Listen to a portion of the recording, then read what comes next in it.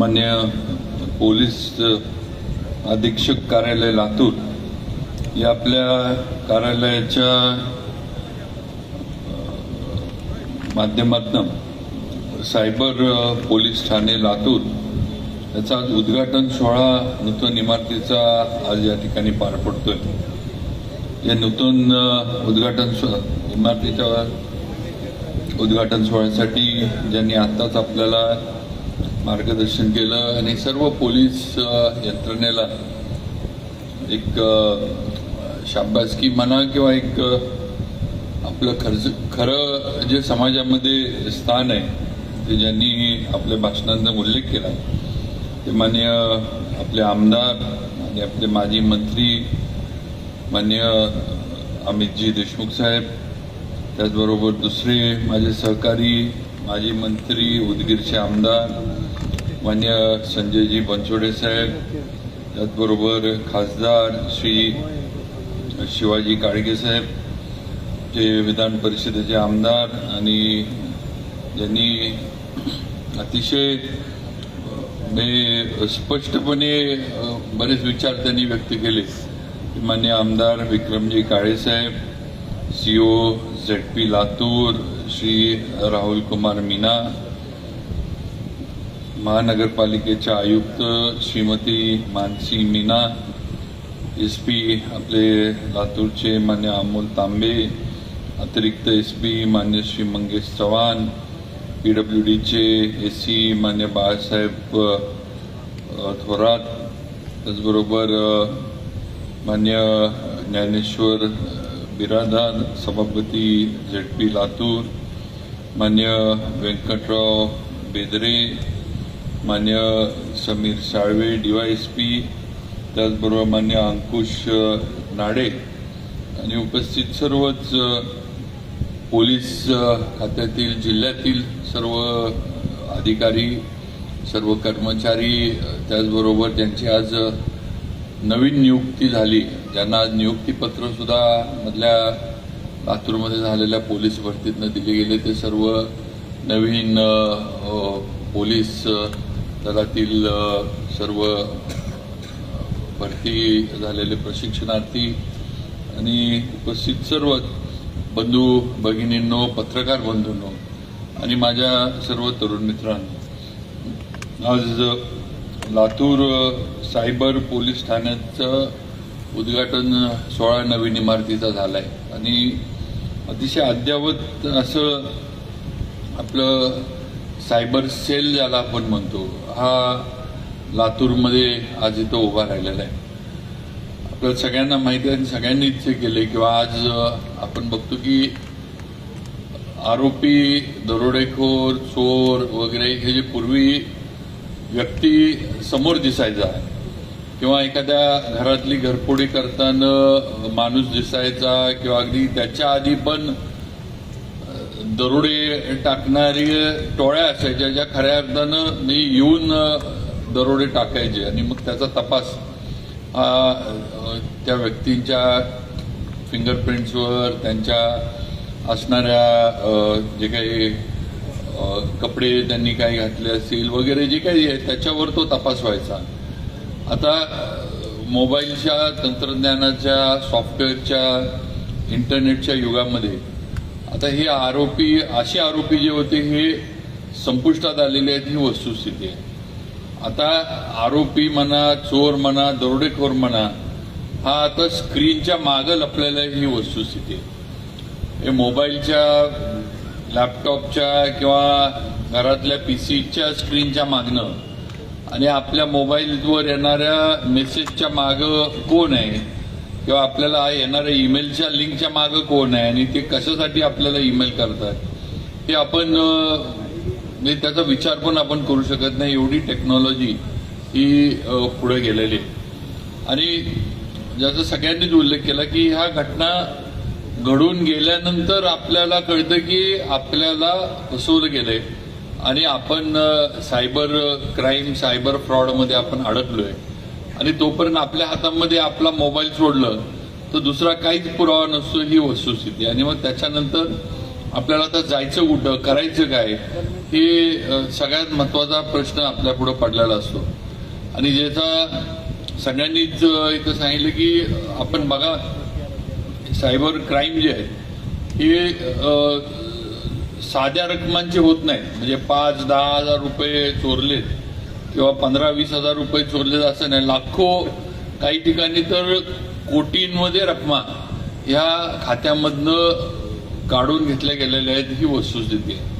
आणि अशा ह्याच्यामध्ये काही ठिकाणी लोक व्यवसाय पूर्णपणे या सायबर क्राईममध्ये, सायबर फ्रॉडमध्ये बसली किंवा त्यांचं सगळं संपलंय, ही परिस्थिती निर्माण झाली. आज या सगळ्या ह्याच्यावर म्हणजे कायदा करून आज आपलं सायबर सेल सारखे सगळ्याच जिल्ह्यामध्ये सायबर सेल आता सुरू झाले की ज्याच्या माध्यमातून हे होणारे गुन्हे जे आहेत हे उघडकीला आणणं, ते ट्रेस करणं, त्याच्या मागं असणारं कोण आहे त्याला पकडणं, हॅकिंग वगैरे हे जे प्रकार होतात त्यात आता आम्हाला सगळ्यांनाच हे माझं तर फेसबुक अकाउंट 2दा हॅक झालं.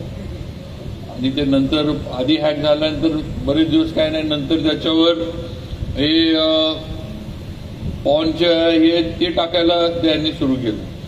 शेवटी आपल्याला म्हणजे तो हॅक करणारा जो आहे VPN वापरत होता, ते कुठं कंबोडियामध्ये कधी ट्रेस व्हायचं, कधी थायलंडमध्ये ट्रेस व्हायचं, आणि शेवटी तो निघाला कलकत्त्यामध्ये ज्यानं हॅक केलं होतं. हे एवढ्या पद्धतीनं सगळं जे आहे नेटवर्क वापरून हे म्हणजे ह्या पद्धतीनं सगळं सायबरचं क्राईम जो होतो. मला वाटतं सगळ्यात मूर्तिमंत उदाहरण तांबेसाहेब इथं आहेत, कॉस्मॉस बँकेचं. हे एका अर्ध्या तासाच्या आत जगभरातनं पैसे विड्रॉ केले गेले, ATM मशीनवरनं जगभरातनं. हे कॉस्मॉस बँकेचा एवढ्या मोठ्या प्रमाणावर त्यांचे अकाउंट्स, त्यांचे जे खातेदार होते त्यांचे हॅक झाले, आणि ते पैसे कुठं गेले, कुठल्या अकाउंटला गेले, कुठल्या देशात गेले, हे ट्रेस सुद्धा म्हणावं तसं करता आलं नाही बँकेला, ही वस्तुस्थिती आहे. आणि म्हणून ह्या काही उदाहरणं आहेत. आणि नक्कीच याच्यावर सायबर सेलच्या माध्यमातनं एकतर वेळच्या वेळी आपल्या काही अशी घटना घडली की सायबर सेलकडे येणं, त्याची नोंद करणं आणि त्याचा तपास जो आहे हा सायबर विभागाकडे देणं, हे सगळ्या गोष्टी महत्त्वाच्या आहेत. आणि ते आपल्या सायबर सेलच्या माध्यमातून अतिशय चांगल्या पद्धतीनं होत आहे आणि पुढं सुद्धा होईल, ही आपण सर्वांनी नागरिक म्हणून खात्री ठेवावी. आपलं महाराष्ट्र पोलीस असू दे, लातूरचा आपला पोलीस डिपार्टमेंट असू दे, हे मगाशी SP साहेबांनी सांगितलं तसं जे जे गुन्हे घडले 100% उघडकीस आणण्याची हे कर्तबगारी म्हणा किंवा तेवढा प्रामाणिकपणा, तेवढं कामाच्या प्रती जे काही प्रामाणिकपणा आहे तो दाखवला आहे. 100% गुन्हे जे आहेत ते त्यांनी उघडकीस आणण्याची ही वस्तुस्थिती आहे. मगाशी उल्लेख त्यांनी बोलता बोलता केला ना, आम्ही पलीकडे ऑफिसमध्ये बसलो होतो तर सुटकेस मर्डर केस जी आपल्या इथं झाली, SP साहेब म्हणले की त्या सुटकेस मर्डर केसचा काही आम्हाला हे नव्हतं, काही पुरावे नव्हते, काही नाही. पण या सायबरच्या मोबाईल टॉवर्स वगैरे ह्या सगळ्या लोकेशनच्या ह्याच्यावरनं हे केलं आणि त्या माध्यमातनं त्यांनी हे केलं की ह्या गुन्ह्याचे तपास करत असताना आमच्या अधिकाऱ्यांनी 101 मुली ज्या बेपत्ता झाल्या होत्या त्या सुद्धा हुडकून आल्या. म्हणजे या गुन्ह्याच्या ह्याच्यात हे एक गुन्हा तपासायला घेतला तर दुसरे जे पूर्वी हे झाले होते ते सुद्धा गुन्हे निष्पन्न झाले, मुली त्या सापडल्या ज्या मिसिंग होत्या, ही वस्तुस्थिती आहे.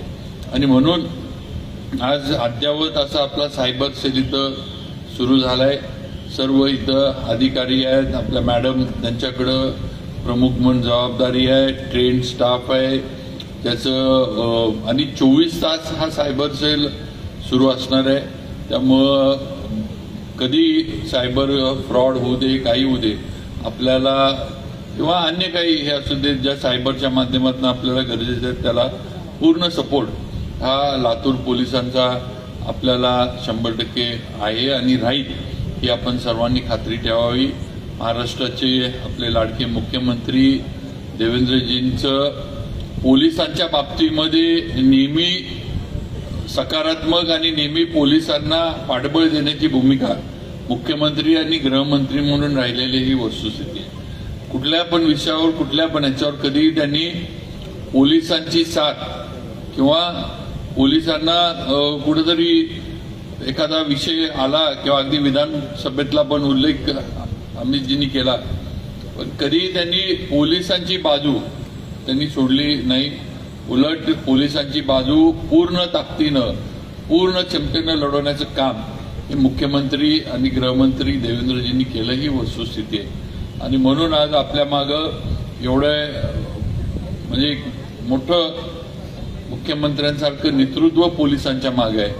मुंबईमध्ये सुद्धा आता आपण पोलीस हाऊसिंगच्या माध्यमातून फार मोठं म्हणजे पोलिसांच्या घरांसाठी तिथं एक प्रकल्प जो आहे तो आपण हाती घेतलाय. म्हणजे आम्हाला PWDला पण त्याच्यात घेतलंय म्हणून मला माहिती आहे. पण आपलं पोलीस हाऊसिंग विभाग असेल, आता मला वाटते चहल साहेब त्याचे अध्यक्ष झालेत आणि ते MSIDC आणि अशा मिळून मुंबईतल्या पोलिसांना अद्ययावत सुसज्ज आणि चांगली घरं ही त्या ठिकाणी बांधून द्यायची अशा पद्धतीनं सगळं नियोजन जे आहे ते मुंबईतलं आणि नुसतं एक भाग नाही, संपूर्ण मुंबई शहरातलं पोलीस हाऊसिंग जे आहे ते नीटनेटकं करायचं या पद्धतीच्या सूचना आणि आदेश आम्हाला विभागाला आले. त्याच्यावर आम्ही आता काम करतोय.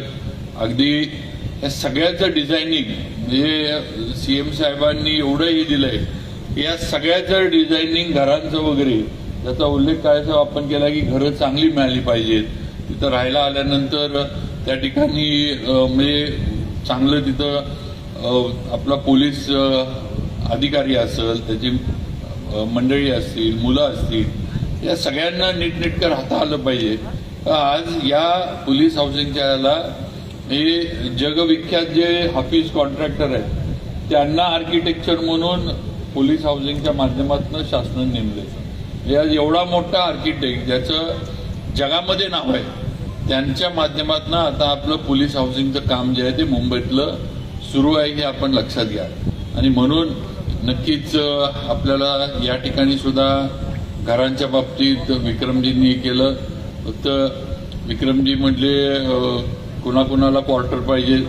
आता आपण क्वार्टर अडवणारी लोक आहे, हे क्वार्टर म्हणजे चपट्या ज्या येतात त्या त्यांनी मी फक्त दुरुस्ती करतो. घरं कुणाकुणाला पाहिजे ती, कारण पत्रकार परत म्हणतील विक्रमजी भाषणात क्वार्टर काय करू, ते नाही आपलं ते क्वार्टर नाही, राहायचं क्वार्टर. घरांच्या बाबतीत नक्की त्या आपल्या SP ऑफिसच्या बाबतीत पण अमितजींनी विषय काढला, तर त्याचं पण SP साहेबांनी आणि PWD पुढचा प्रस्ताव करत आहे. त्यांनी सांगितलं की मी हे सगळे मोठे प्रकल्प आहेत हे सगळे पण, त्यामुळे मला माहीत आहे. मी आता अमित भाई यांचं भाषण चालू होतं त्यावेळेला मी आणि बनसोडे साहेब आम्ही दोघं बोलत होतो. आम्हाला माहीत आहे की हे मोठे प्रकल्प पूर्ण करून घेण्यासाठी आणि याला निधी मिळवण्यासाठी आम्हाला लातूरमधनं कोणतरी मोठा माणूस पकडून न्यायला लागणार आहे असं. आणि तुम्ही जे म्हणलं की मी लाडका आहे मुख्यमंत्र्यांचा, आता लाडका आहे एक वेळ मी मान्य करतो, पण ते दरवेळेला मी गेलो की लातूरवरनं आलो की मला विचारतात ते अमित भैयांचं काय चाललंय त्यांच्याकडे. त्यामुळे आता ते माझ्यापेक्षा लक्ष कुणावर त्यांचं जास्त येतो. पाहिजे मी खोटं बोलत असलो तर तुम्ही जाऊन स्वतः विचारा की माझ्याबद्दल तुम्ही पालकमंत्र्यांना विचारता का, एवढी काळजी आहे तुमची. आता लातूरकरांनी ठरवावं. आता आपल्याला मोठे प्रकल्प करायचे, आता आम्हाला मोठ्या माणसाला पकडून न्यायला लागणार आहे. तुम्ही सगळ्यांनी त्यांना जरा पुढे ढकलण्याचं काम करा. नाही तसं नाही नेणार आम्ही, काळजी करून. तसं SP साहेबांना सांगून तसं पकडून नेणार नाही, सन्मानानं घेऊन जाऊ पाहिजे. जे काय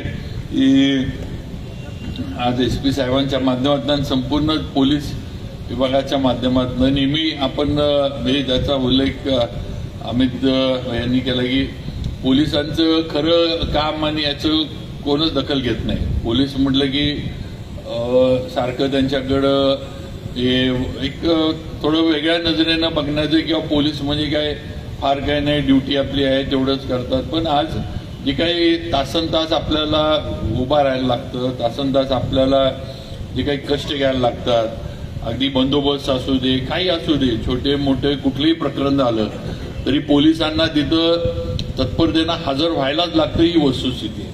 त्याच्यात आपल्याला कुठलीही पळवाट पोलीस म्हणून काढता येत नाही, ही वस्तुस्थिती आपल्याला सगळ्यांना माहीत आहे. आणि त्याच्यामध्ये नक्कीच थोडाफार स्टाफची जी संख्या आहे ही कमी आहे, पण आज म्हणजे मोठ्या प्रमाणावर पोलीस भरतीचा कार्यक्रम सुद्धा मुख्यमंत्र्यांच्या माध्यमातून राज्यामध्ये सुरू आहे, ही सुद्धा वस्तुस्थिती आहे. मला वाटतं आतापर्यंत जेवढी पोलीस भरती झाली नाही तेवढी पोलीस भरती मुख्यमंत्री देवेंद्रजी फडणवीसांच्या माध्यमातून महाराष्ट्रामध्ये झाली आहे, ही वस्तुस्थिती कुणीही नाकारू शकत नाही. पूर्णपणे पारदर्शकता ठेवून ही सगळी पोलीस भरती जी आहे ती महाराष्ट्रामध्ये होती आहे, ही वस्तुस्थिती आहे. आणि म्हणून नक्कीच पुढे सुद्धा आपल्याला लागणारा स्टाफ आम्ही सगळेजण प्रयत्न करू, SP साहेबांच्या मागणीप्रमाणे स्टाफ मिळेल, इथं सुविधा देता येतील. नवीन इमारतीचा प्रस्ताव आपण करतोय, त्याला पण मुख्यमंत्र्यांकडे आम्ही सगळेजण मिळून जाऊ आणि नवीन SP ऑफिस अद्ययावत आणि सुसज्ज आजच्या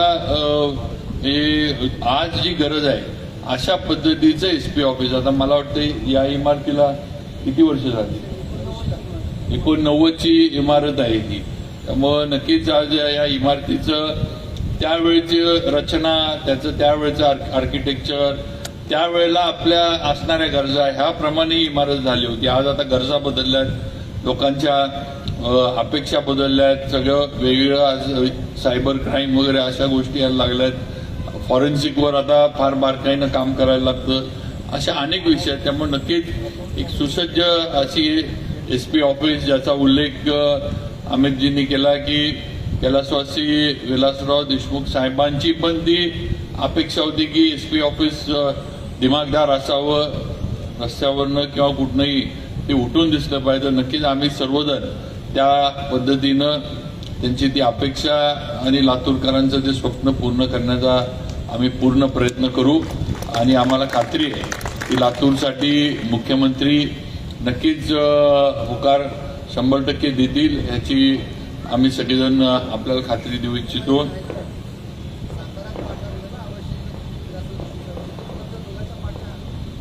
हा, ते दोघांच्या पाट्या आता ते पाटी लावायला ते बरोबर आले पाहिजे तर पाटी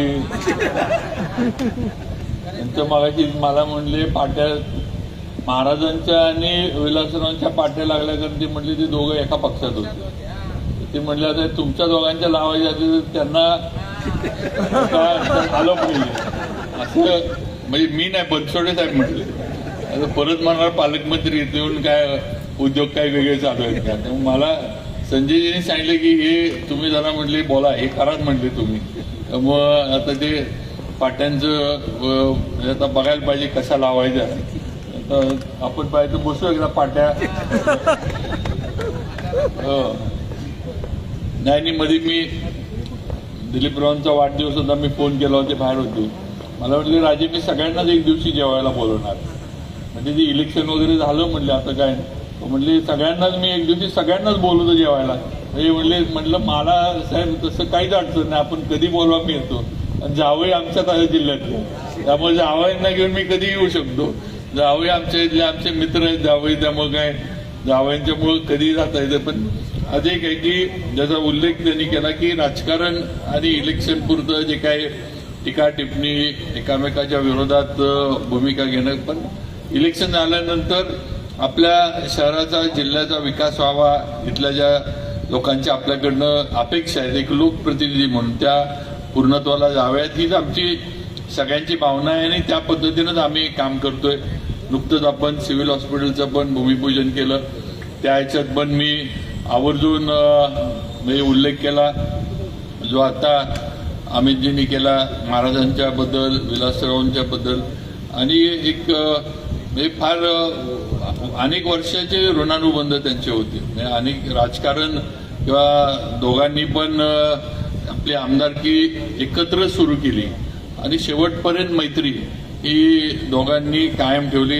जरी इकडं तिकडं राजकारणाच्या काही गोष्टी झाल्या तरी मैत्री कधी त्यांनी दोघांनी तुटून दिली नाही, ही वस्तुस्थिती. आणि म्हणून हे ऋणानुबंध कायम आहेत, कायम राहतील एवढी नक्कीच या निमित्तानं मी म्हणजे माझ्या मनातली भावना जी बोलू इच्छितो. तांबे साहेबांना माहीत, तांबे साहेबांनी सातारला काम केलंय आणि मगाशी जे अमित जी म्हटले की आता 0 नंबरवरनं गुन्हे दाखल होतात का, तर त्याचा पहिला गुन्हा दाखल होणारा मीच आहे, माझ्यावरच दाखल झाला होता. त्यामुळे 0 नंबरवरनं गुन्हा दाखल होता तर तांबेसाहेब आमच्याकडं मला वाटतं ॲडिशनल SP होतं. त्यामुळे आमचं सातारकरांचं उदयनराजे आणि आमचं प्रेम जे होतं ते तांबेसाहेबांनी त्याचा अनुभव ॲडिशनल SP असताना भरपूर घेतलाय. आणि मला वाटतं आता अमित जी म्हटली की 16 फोन केले असतील मी 16 वर्षात, तर आम्ही एवढ्या वर्षामध्ये फोन काय आमचे म्हणजे आम्ही शेवटी हॉटलाईनच पोलीस स्टेशनची आमची लागली होती, ती आत्ता बंद झाली. आता या 10-15 वर्षात आमची बंद झाली, नाहीतर आमचं जे आहे. पण शेवटी आता काय म्हणायचं, महाराज लोक लढणार म्हटल्यावर लढाई तशी होणार नाही, काय साधी सुधी करू शकत नाही. पण गमतीचा भाग सोडू आपण, पण नक्कीच. आणि माझं नेहमीच म्हणजे पोलिसांच्या बाबतीमध्ये आपला रिस्पेक्ट, आपला सन्मान राहायला पाहिजे. हे तरुण पिढीमध्ये पण माझं तर स्पष्ट म्हणणं आहे की आज त्यांच्यामध्ये थोडी पोलिसांची भीती पण तरुण पिढीमध्ये असणं गरजेचं आहे. आज तरुण पिढीमध्ये जे काही चुकीचे प्रकार होत आहेत त्याचा उल्लेख मगाशी झाला, कोयता गँग असेल, ड्रग्ज असतील, बाकीचं आता हे सातारगड आता ते मध्यंतरी चक्री जो प्रकार आहे म्हणजे मटक्याचा आता वेगळा प्रकार, हे पूर्वी मटका होतं, आता वेगळा प्रकार त्या मटक्याचा ते चक्री म्हणून आमच्या इकडे सातारमध्ये सुरू झालं होतं. त्याच्यावर पोलिसांनी कारवाई केली. ड्रग्सचा जो विषय आहे तो सगळीकडेच ड्रग्सचा विळखा फार वाईट हे नाही.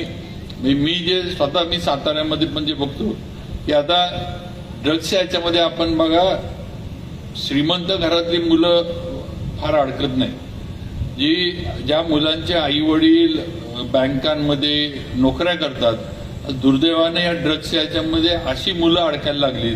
अशा घरातली की ते म्हणजे पैसा तिथं येणार आणि मग त्याच्यातनं गुन्हेगारी हे प्रकार जे आहेत हे थोडेफार वाढायला लागलेत सगळीकडे. त्याच्यावर खरं म्हणजे पोलिसांनी जास्त लक्ष ठेवलं पाहिजे. या सगळ्या ड्रग्ज हा विषय त्याच्यावर आपल्या इथं तर स्टुडंट सिटी असल्यासारखंच आहे, कारण मुलं इथं आपल्या इथं राज्यभरातनं आणि बाहेरनं सुद्धा देशातनं इथं क्लासेससाठी आणि याच्यासाठी येतात.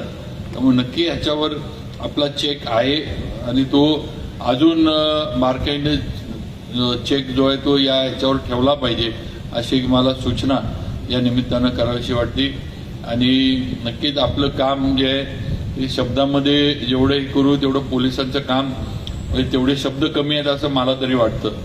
आणि मी नेहमी एक छोटं उदाहरण आहे म्हणजे रिस्पेक्ट जो आपल्याबद्दल आहे ते काय फार हे नाही, पण मी नेहमी मुंबईला जाताना माझा ड्रायव्हर जो असतो आता आपल्याला माहीत आहे, ड्रायव्हर वगैरे यांना वाटतं की आमदार मंत्री शेजारी म्हटल्यावर सिग्नल तोडला काही गेलं इकडून तिकडून.